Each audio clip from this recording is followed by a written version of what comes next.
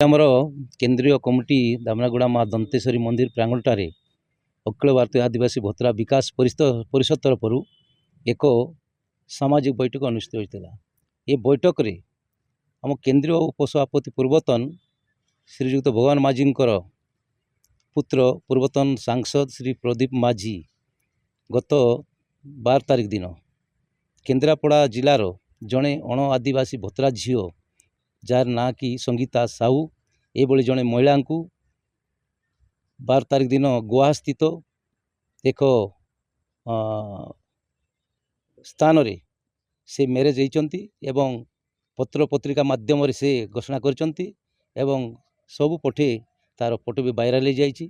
एथिपाई आम भोतरा समाज नवरंगपुर जिला तथा केंद्रीय कमिटी दुख प्रकाश करुचु जेहेतु पूर्वतन केंद्र सभापति थिबा अवस्था भगवान माझी पुत्र आज एभली कार्यक्रम करुचंती ताले बापा मध्य संपूर्ण दायी एवं भाई भी दायी एवं पुओ भी दायी। कारण अतीत दिन रे मध्य प्रदीप माझी भौणी संजू माझी को कोरापुट प्रभु जगन्नाथ मंदिर रे जड़े ब्राह्मण युवक मध्य से हाथ टेकी विवाह करथिले। तार समस्या संपूर्ण त्रुटि नथिबा अवस्था रे पुनर्बार प्रदीप माझी आज अण आदिवासी झील को विवाहित से विवाह रे आम संपूर्णता को विरोध करचु एवं सामाजिक मत 12 वर्ष से परिवार को बासन रखुचु। आज झरीगाँ ब्लॉक भोतरा समाज तरफ तथा आमर केंद्रीय कमिटी उपसभापति गोपाल पूजारी उपस्थिति रे आज जो डिसाइड कराला तो पूर्वतन सांसद प्रदीप माझी बाबू जो गोवारे जो मैरेज कले तार उपरे आज आलोचना है।